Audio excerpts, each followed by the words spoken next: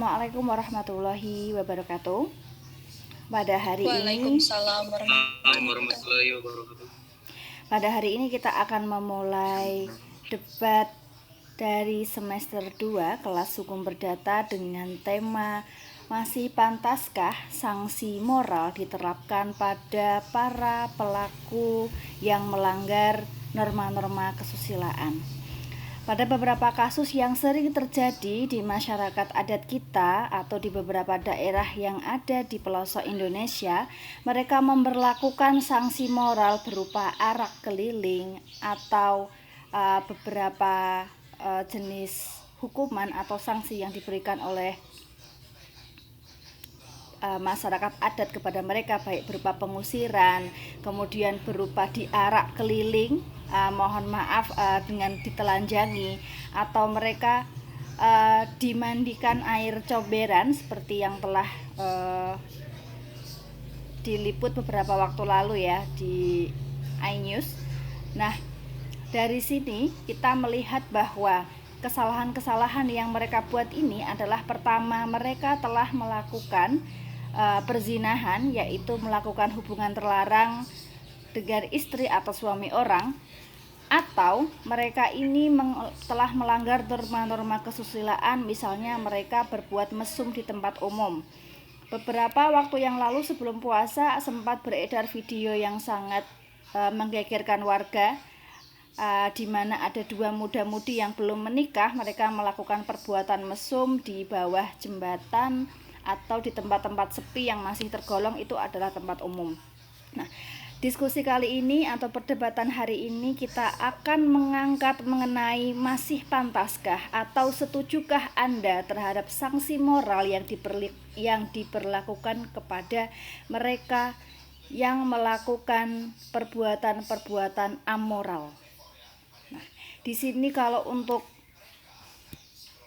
orang-orang yang sudah berumah tangga, kita pernah mengenal tentang undang-undang tentang perzinahan, di mana ketika seorang suami atau istri dengan bukti-bukti yang valid, dengan bukti-bukti yang bisa dipertanggungjawabkan, menemukan suami atau istri mereka melakukan perselingkuhan atau perzinahan, maka mereka memiliki hak untuk bisa melaporkan ke pihak yang berwajib, dan kemudian pihak yang berwajib akan memproses sesuai dengan undang-undang yang berlaku. Nah, silahkan Anda memberikan pernyataan mengenai persetujuan Anda atau penolakan Anda terhadap tema yang diberikan pada perdebatan kali ini. Saya berikan kepada kelompoknya Asdian untuk memulainya. Waktu Anda 2 menit dari sekarang. Ya. Assalamualaikum warahmatullahi wabarakatuh. Saya Ardian Waalaikumsalam dari warahmatullahi kelompok Info. Di sini saya mengatakan bahwa apa yang dilakukan penduduk setempat untuk sanksi tersebut, yaitu sanksi di arah keliling, itu adalah hal yang wajar, karena satu poin penting yaitu untuk menunjukkan hukuman yang nyata kepada para orang lain yang berada di sekitar tempat itu agar tidak melakukan perbuatan seperti itu kembali, terutama di tempat umum.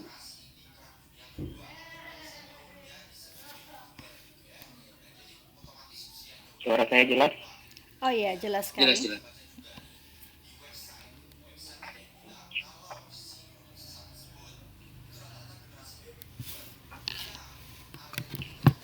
Dan juga jika di suatu tempat tersebut memiliki hukum adat atau kebudayaan mereka sendiri, kita wajib mengikutinya. Entah itu sanksi moral atau bersangkutan dengan hak asasi manusia.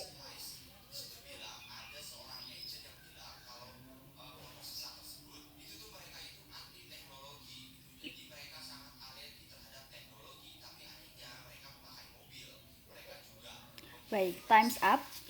Apakah dari pihak lawan ingin segera menanggapi pernyataan dari kelompok pro, atau Anda membutuhkan waktu selama 2 menit untuk memikirkan jawaban bersama anggota Anda? Bu. Langsung ya. Baik. Langsung. Baik, silahkan untuk menanggapi. Waktu Anda mulai dari sekarang. Dari masalah tersebut sudah terlihat, Bu. Dia diarak keliling telanjang. Di situ dapat dikenakan pasal 10 Undang-Undang Pornografi. Seharusnya masyarakat tidak main hakim sendiri.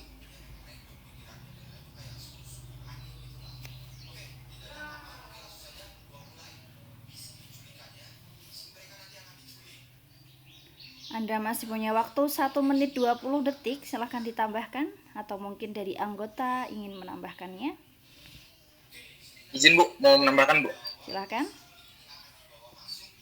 Oke, ini kan sudah dijelaskan Bu dalam kasus tersebut ya Bu ya. Dalam kasus tersebut kan sudah dijelaskan bahwa yang melakukan ini tuh seorang sepasang yang suaminya, yang si laki-lakinya kan sepasang suami istri yang sudah menikah. Sedangkan si perempuannya ini suaminya sudah meninggal. Nah, pada dasarnya kasus ini masuk pada pasal 284 KUHP, di mana dalam pasal ini yang berbunyi ayat 1 diancam dengan pidana penjara paling lama 9 bulan. 1A, seorang pria yang telah kawin dan melakukan genda atau overspell padahal diketahui bahwa pasal 27 BW berlaku baginya. Nah, jadi itu si suaminya, si laki-lakinya kan sudah telah kawin dan dia melakukan genda sehingga dia masuk ke pasal 284 KUHP. Memang pada dasarnya mengarak keliling kampung bisa dikatakan sebagai pola kebiasaan yang ada di masyarakat Indonesia. Tetapi kita ini kan tinggalnya di Indonesia, di mana Indonesia ini menganut kita sebagai warga negara yang baik, kita harus menaati hukum-hukum yang ada di Indonesia. Time's up, waktu Anda habis. Silahkan bagi kelompok pro untuk segera menanggapi. Waktu Anda 2 menit dari sekarang.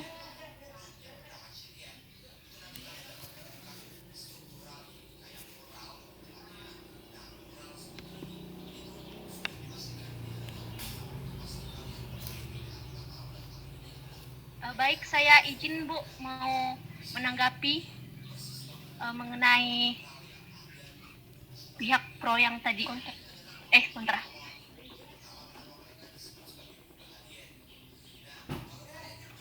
Silakan.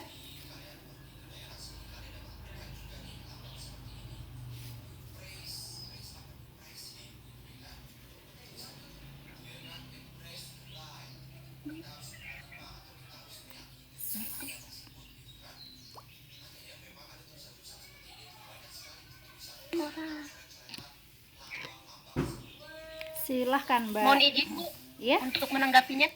Mohon izin Bu. bagaimana Mbak? Mohon izin untuk menanggapi yang tadi. Iya, Pernyataan yang silakan. tadi. Silakan. Oke, baik. Tadi mohon maaf ya Masnya mengatakan bahwa kita kan negara hukum. Ya, saya tidak dipungkiri bahwa kita ini negara hukum. Tapi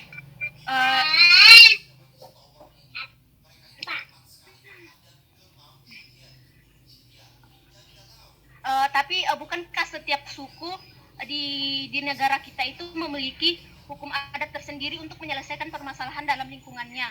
Walaupun dalam konteks ini masyarakat harus memperhatikan sanksi apa yang pantas diberikan kepada para pelaku dan tidak bergeser dari konteks kemanusiaan. Walaupun pada dasarnya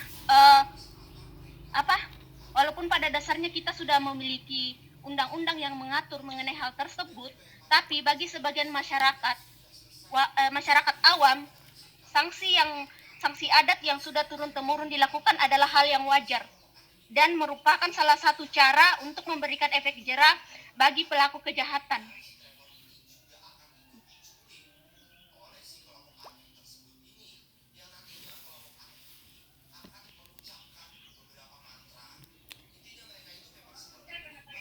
Masih ada waktu 30 detik, apakah mau ditambahkan? Baik, saya menambahkan sedikit karena kita lihat bahwa bagi sebagian masyarakat minim percaya bagi penegak hukum, khususnya hukum di negara kita sendiri yang terkadang tajam ke bawah dan tumpul ke atas.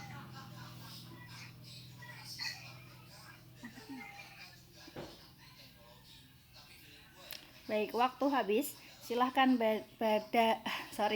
silahkan untuk kelompok pro menanggapi pernyataan dari Andi Pratiwi yang menyetujui bahwa hukuman adat itu pantas untuk diterapkan bagi mereka. Waktu Anda 2 menit mulai dari sekarang.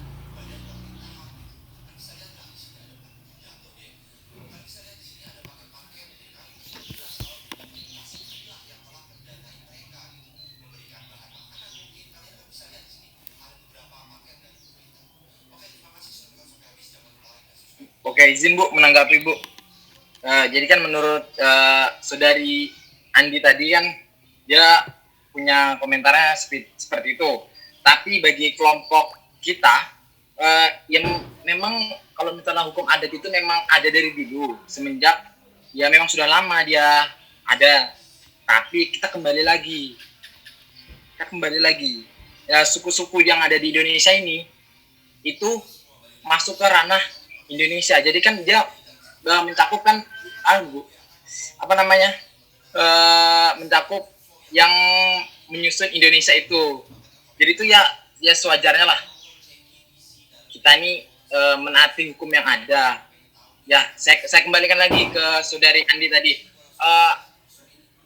Adat mana yang ada melakukan kalau misalnya pezina itu diarak? Contohnya apa? Contohnya suku apa? Ya bagaimana cara mengaraknya? Gitu Bu. Baik, pas waktunya ya. Silahkan bagi kelompok lawan untuk segera menanggapi. Waktu Anda 2 menit dari sekarang.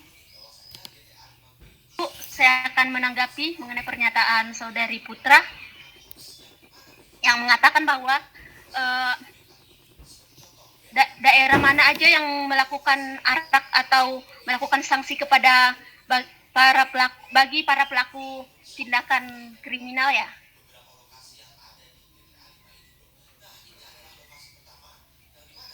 Oke, ini sebenarnya untuk sanksi sendiri bagi para pelaku tindakan kriminal, khususnya untuk pelaku persinahan itu tidak menutup kemungkinan hanya dengan mengarak. Ada sebagian suku-suku atau adat di wilayah Indonesia yang melakukan seperti sesuai dengan kesepakatan yang dilakukan pihak warga dengan kepala adat tersebut. Misalnya saya sendiri dari suku Toraja ya, di daerah saya sendiri ketika ada yang melakukan persinahan di wilayah daerah saya itu akan dilakukan musyawarah antara keluarga dengan suku adat dengan warga. Nah, di dalam musyawarah itu akan ada keputusan seperti mereka akan dihukum, entah itu dihukum dengan cara diarak keliling kampung ataupun dengan denda memotong kerbau atau sejenisnya, begitu.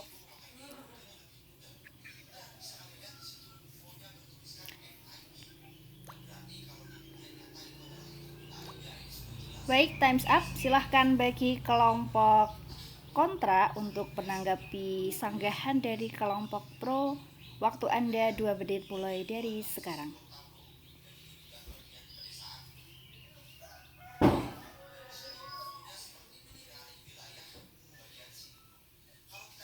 Seharusnya itu masyarakat yang melakukan tindakan penangkapan memperlakukan tersangka dengan perbuatan yang tidak melanggar hukum.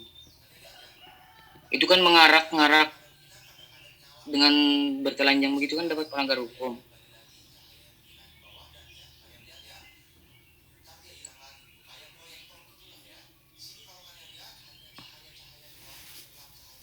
Masih ada 1 menit 35 detik.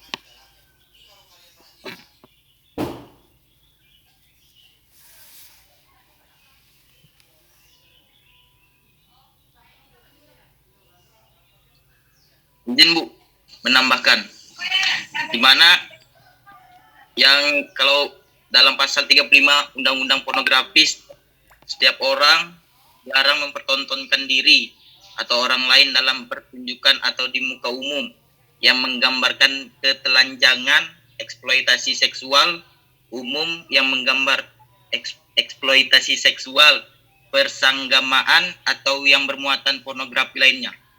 Sekian Bu.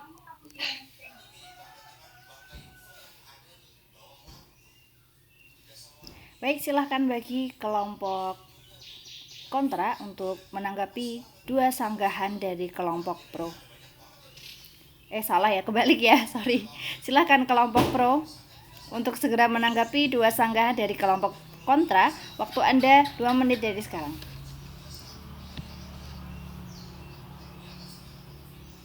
Izin dulu. Silahkan. Jika kita berada di daerah yang masih mengikuti hukum adat, kita harus mengikuti hukum adat yang berlaku di dan menurut saya hukum adat itu tidak bisa diganggu gugat mana oleh undang-undang karena termasuk hukum positif yang berkembang dari daerah tersebut sejak lama.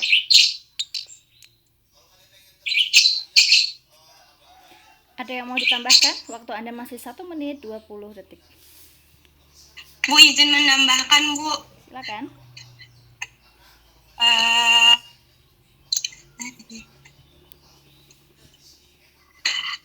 Menurut saya Bu, kalau penyesuaian dengan memperhatikan HAM itu sampai hari ini tidak terbukti menurunkan angka kriminalitas terkhusus perjinahan, maka mekanisme adat yang ada menjadi alternatif yang efektif agar tidak terjadi kasus seperti itu lagi Bu.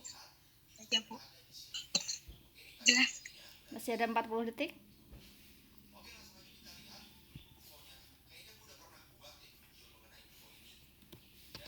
Izin menambahkan, Silakan. memang di Indonesia ini memang terdapat dua hukum, yaitu hukum yang terdapat pada undang-undang dan hukum adat, yaitu hukum yang tidak tertulis. Hukum adat bisa dibilang termasuk hukum positif dan diakui.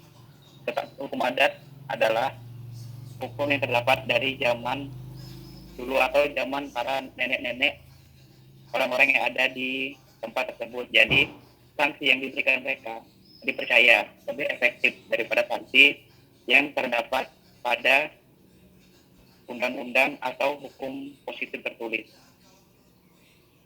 Baik, waktu habis. Silahkan dari kelompok lawan untuk segera menanggapi sanggahan dari 3 pernyataan yang telah diberikan. Waktu Anda 2 menit dari sekarang.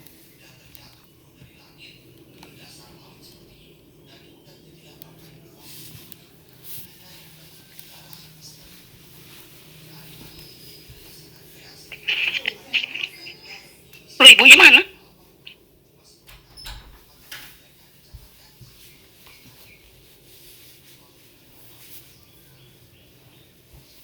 Silakan. Peraturan perundang-undangan Indonesia sama sekali tidak mengatur adanya tindak pidana kesusilaan pada ranah privat dalam ruang tertutup dan dilakukannya dengan konsen atau persetujuan antara para pihak yang terlibat, sehingga apa yang dilakukan oleh warga tersebut telah melanggar hak atas privasi pasangan yang bersangkutan dan dilakukan tanpa hak dan wewenang apapun.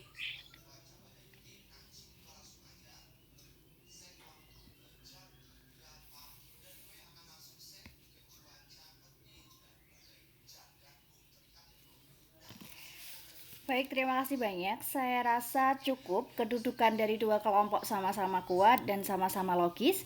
Di sini saya akan memberikan sedikit keterangan mengenai sanksi adat, kemudian juga hukum positif negara kita.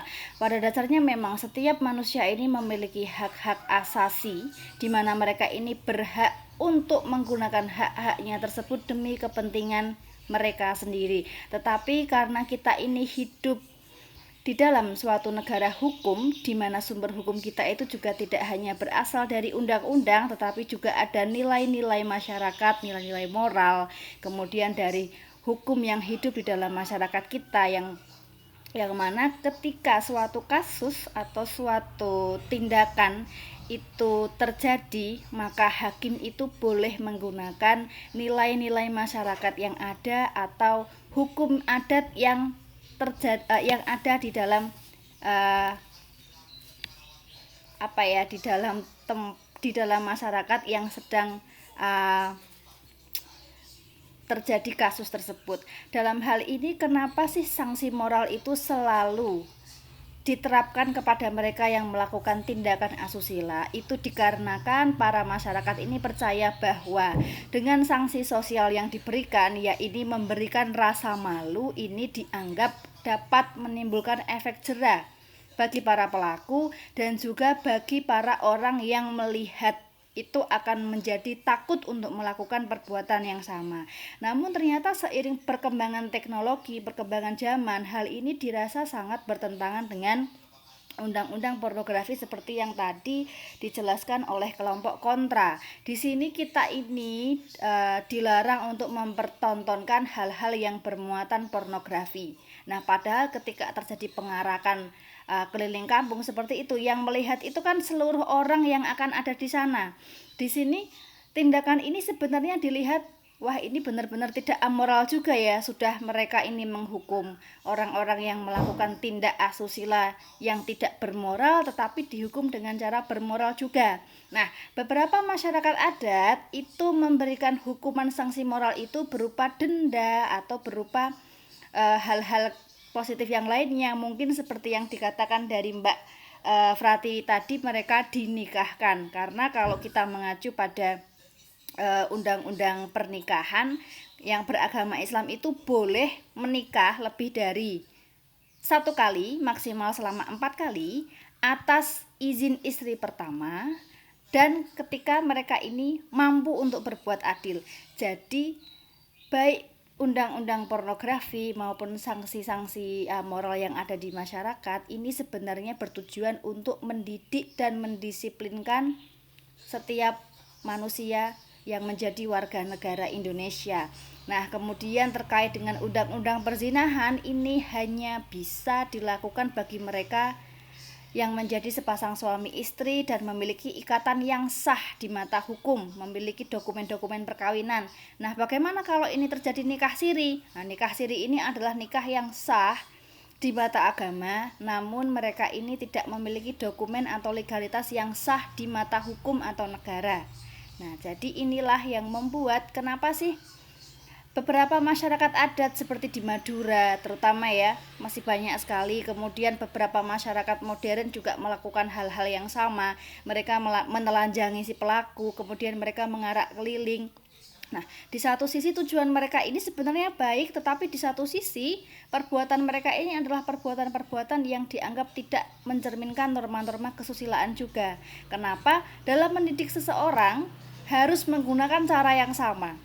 Seperti itu. Meskipun di dalam dunia modern, apalagi sekarang sudah ada Omnibus Law ya, setiap orang ini memiliki hak untuk menggunakan anggota badannya, untuk mempergunakan anggota tubuhnya sesuai dengan keinginannya. Di dalam undang-undang tentang hak asasi manusia mengenai aborsi di negara-negara barat, ini perempuan ini boleh melakukan aborsi ketika dia ini tidak menginginkan kehamilan pada dirinya. Tetapi ini akan bertentangan ketika hukum ini juga dibawa ke Indonesia, di mana kita ada norma-norma agama. Kita memiliki 5 agama yang kita anut, dan setiap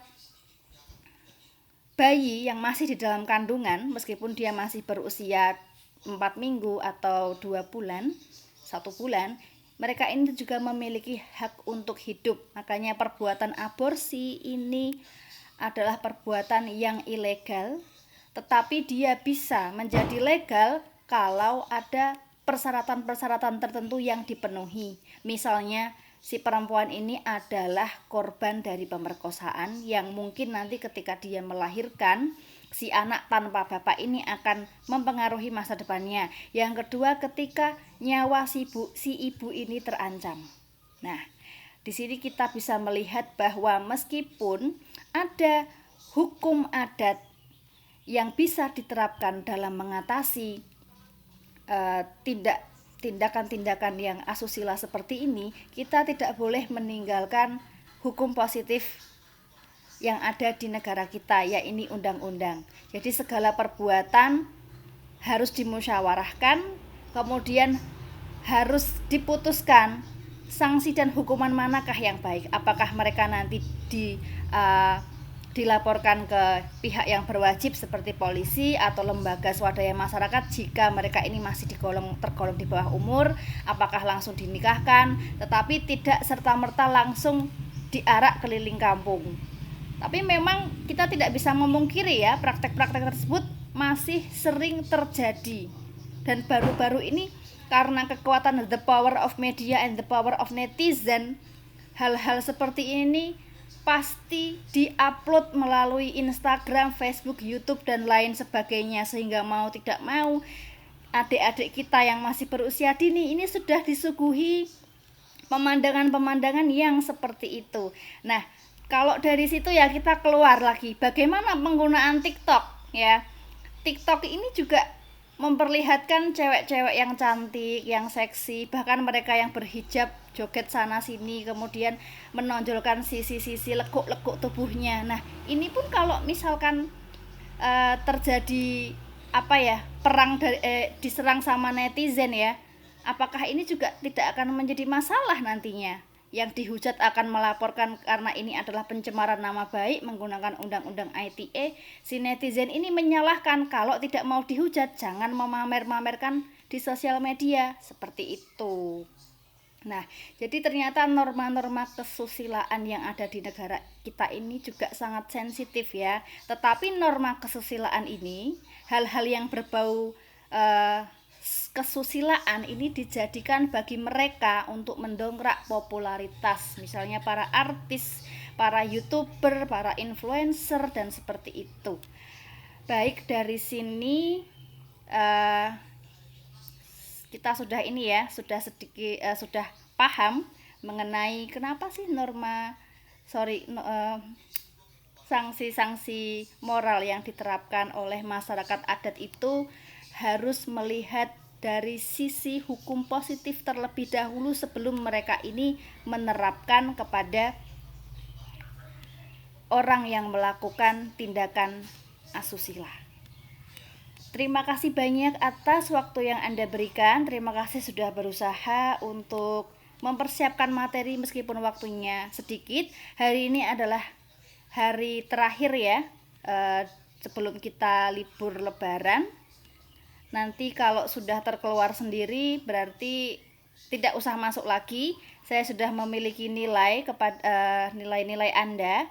Untuk Dewan Juri bisa melaporkan saya nanti, tidak harus hari ini.